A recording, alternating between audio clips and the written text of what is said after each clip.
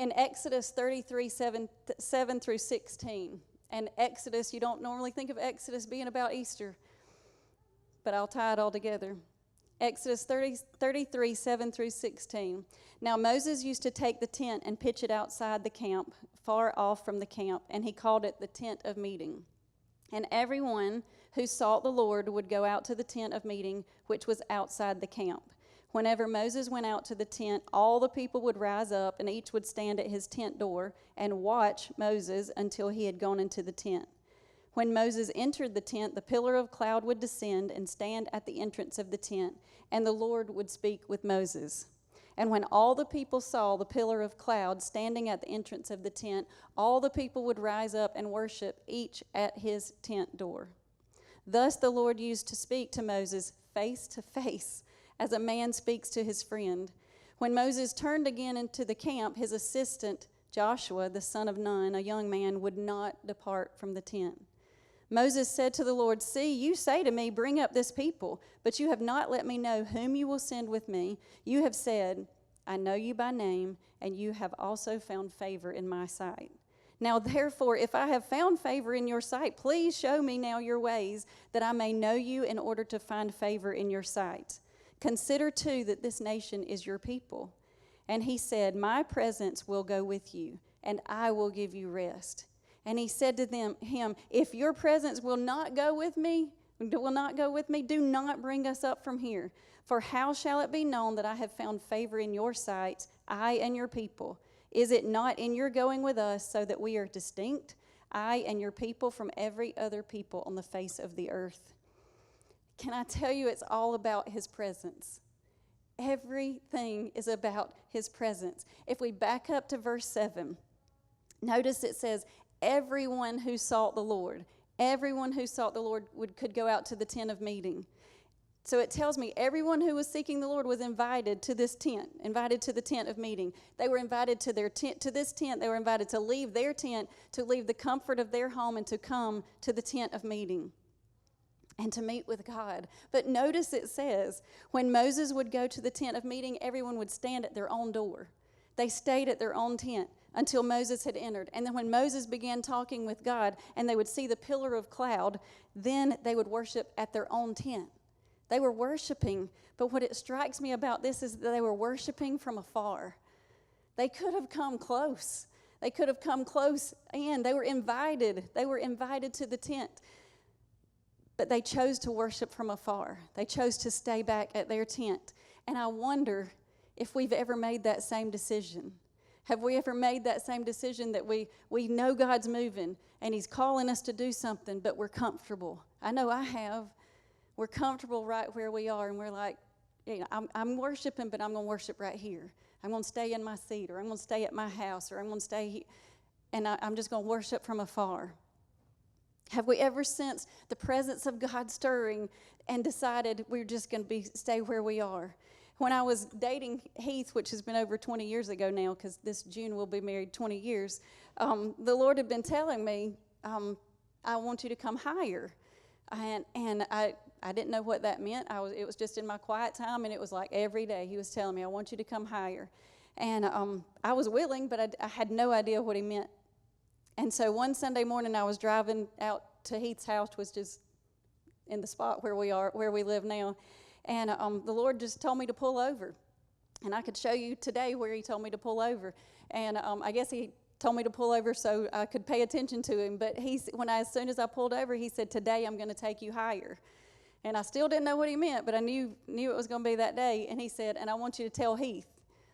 And I was like, okay. I was excited about the first part. I wasn't so sure about the second part. So we had not been dating too long, and so I got to his house, and we were headed to church, and all the way to church, I knew I was supposed to tell him, and I was like, I just can't do it. So we all the way to church out in Ozark.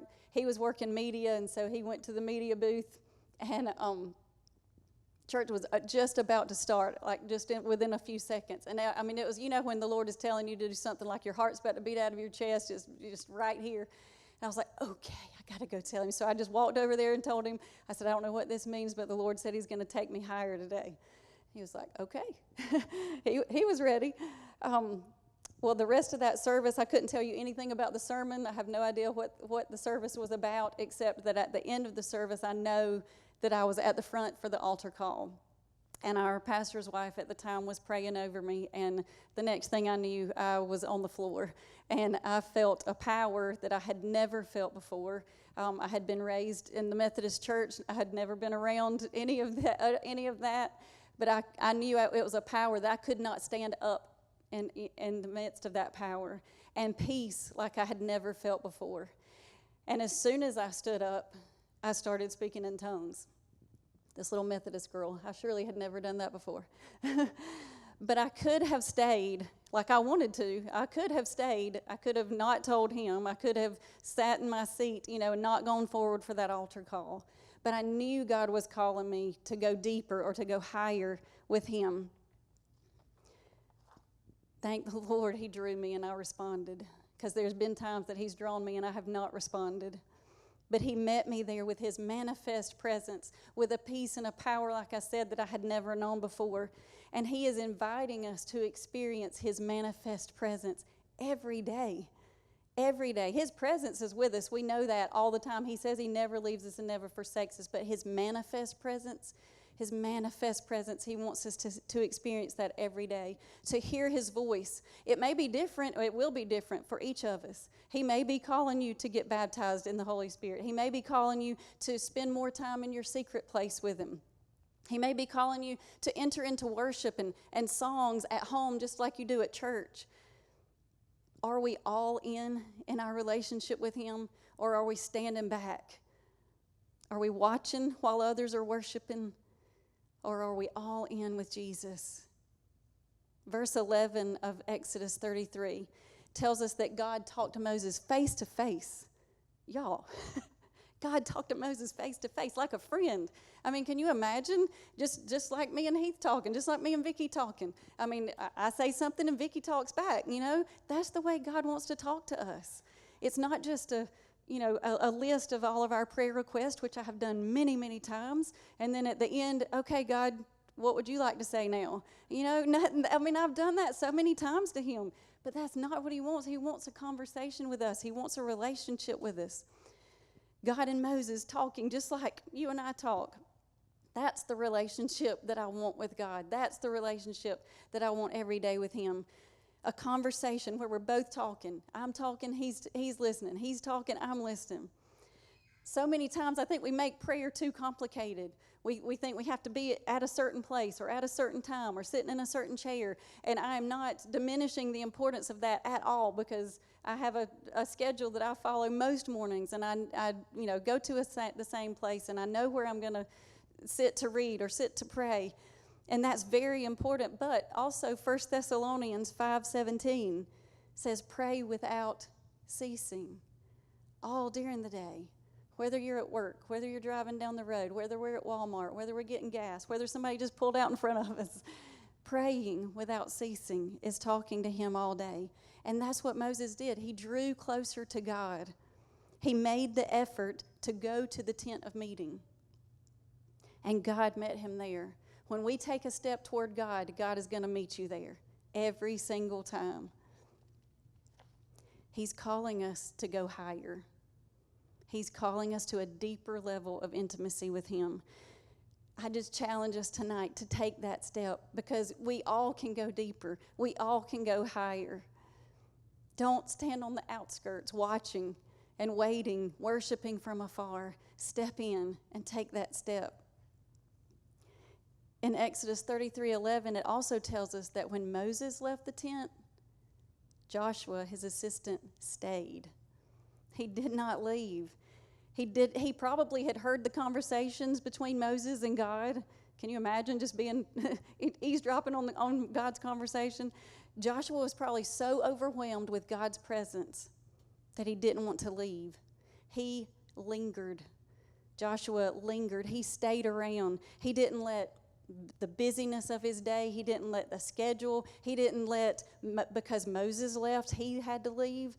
He didn't let anybody else influence what he was doing. He was there because of the presence of God, and he lingered. And it reminds me of Mary, Lazarus' sister. We know, y'all know this story in Luke 10, 38 through 42. Now, as they went on their way, Jesus entered a village, and a woman named Martha welcomed him into her house. And she had a sister called Mary who sat at the Lord's feet and listened to his teaching. But Martha was distracted with much serving, and she went up to him and said, Lord, do you not care that my sister has left me to serve alone? Tell her to help me. Can you imagine telling Jesus that? Tell her to help me. But the Lord answered her, Martha, Martha, you are anxious and troubled about many things, but one thing is necessary. Mary has chosen the good portion, which will not be taken away from her. So Mary chose to spend time with Jesus. One pastor I heard tells a story of his first year of marriage. And y'all know the 5 love languages. Y'all familiar with those? Words of affirmation, touch, gifts, quality time, and acts of service. Well, this pastor's new wife, she had 2 main ones, and they were words of affirmation and quality time. Well, his was not that. His was acts of service. And so he said one day he was so proud of himself that she was going out for a day with her friends, and he decided he was going to take her car, and he got it washed, and he got the oil changed, and he came home, and he said he did the dishes, and he cleaned baseboards, and he was, and when she got home, he was still cleaning. And he said she just walked in and went upstairs. And he said like a couple of hours went by and she never came down, and he was still cleaning. And then he said finally he was getting aggravated, and he was like, does she not see what all I'm doing? And finally she came down, and he was like, what's wrong with you? Have you not seen, did you not see the car? Did you not see the baseboards? And she said, I've been upstairs aggravated with you because you've been cleaning so much you haven't spent any time with me. That was her love language. His love language was acts of service. Hers was time, quality time. And I just wonder, is that what God is saying to me sometimes? Is that what God is saying to us sometimes? You're so busy doing, because, we know our calendars are crazy busy. You're so busy doing and keeping up with the calendar and keeping up with this and this and this. I just want you. I just want you to come sit with me. I just want you to come spend time with me. Every day, God is just saying, come sit. Come sit. Just for a few minutes. Before you get started on all that, I tell y'all, I have to do it like at 4 in the morning because, everything starts by 5:30. It's crazy. But we've got to be willing to put some time in, to set aside some time to spend time with him and linger. Joshua, like Mary, chose to linger in God's presence.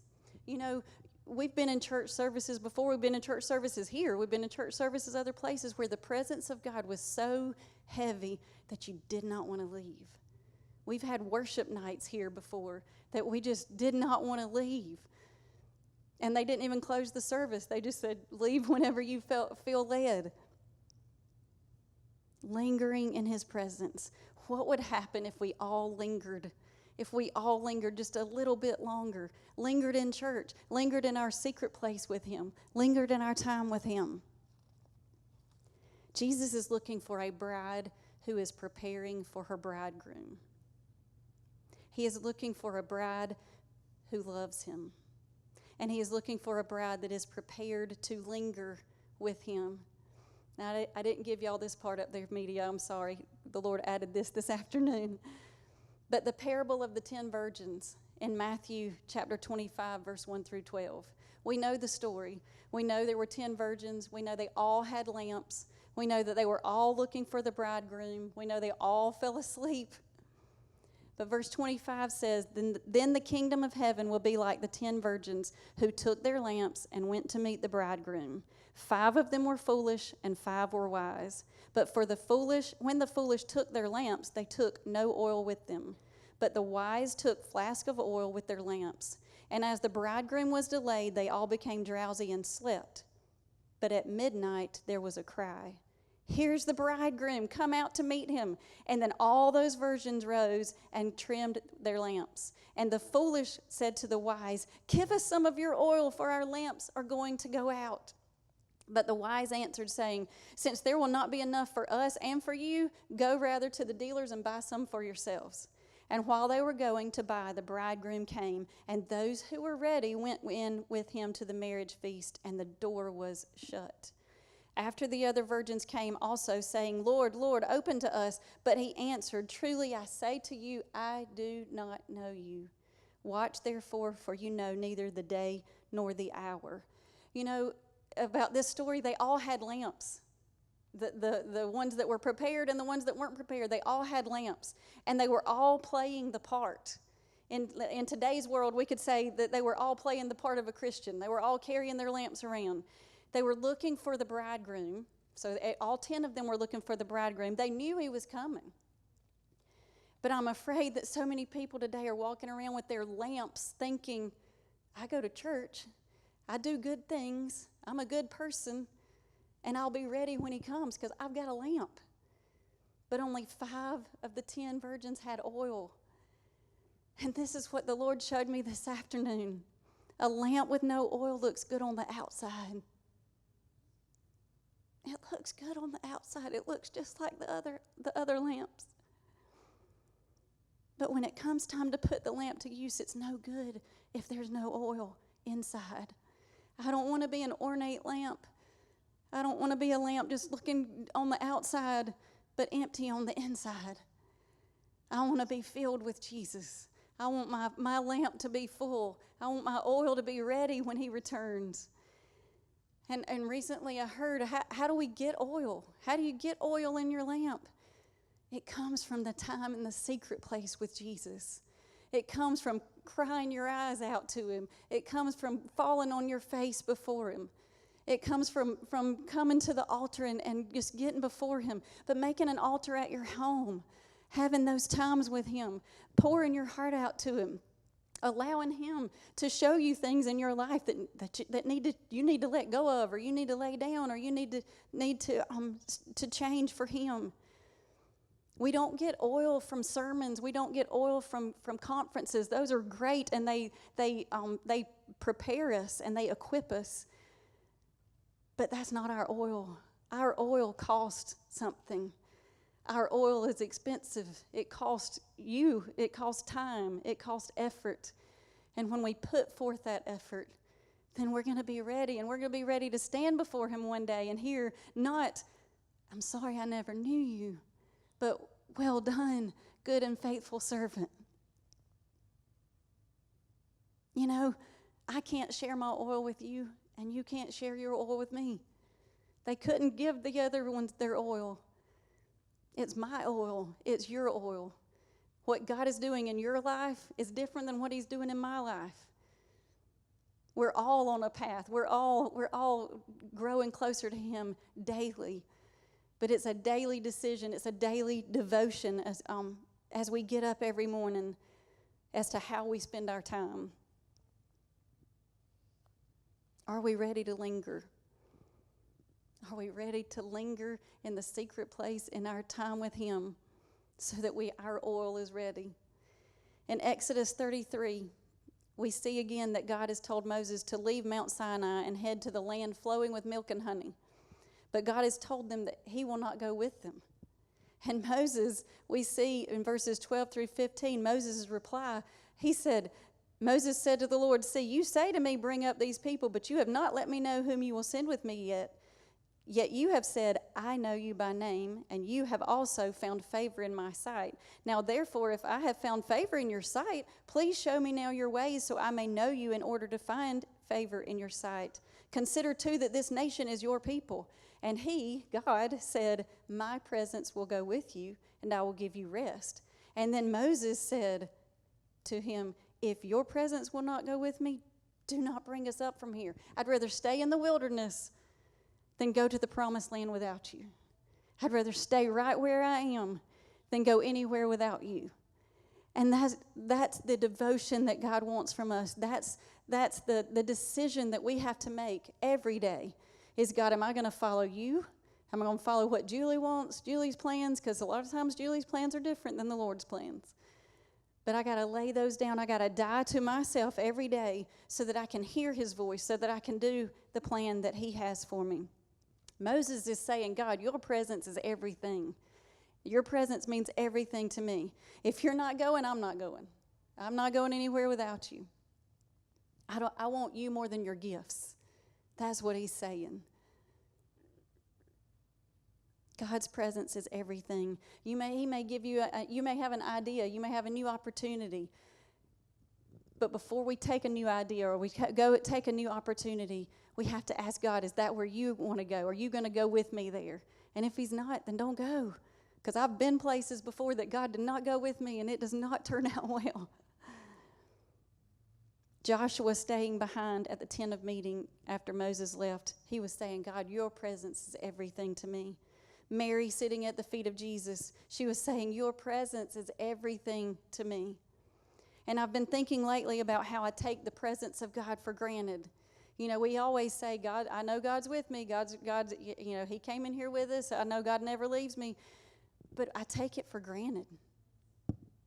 When you get so used to something or someone being there, it's easy to fail to properly appreciate it. That's actually the definition of taking something for granted. It's easy to fail to properly appreciate it when you get so used to something or someone being there. We're so used to him being here, and I'm thankful that he never leaves me. But I have realized that I take his presence for granted. Most of you know right now we have 6 people living in our house. And if I can tell you, that's a lot of laundry. A lot of laundry. And this past Thursday night, I was doing laundry because we do at least, like 3 loads a day. And it quit, and it quit mid-cycle. And it's one of those that has the electrical buttons and all that. It's not the old, the old-timey ones that never quit, that all you got to do is spin it. No, it's one of the newer ones. It's only a year old. And I was like, great.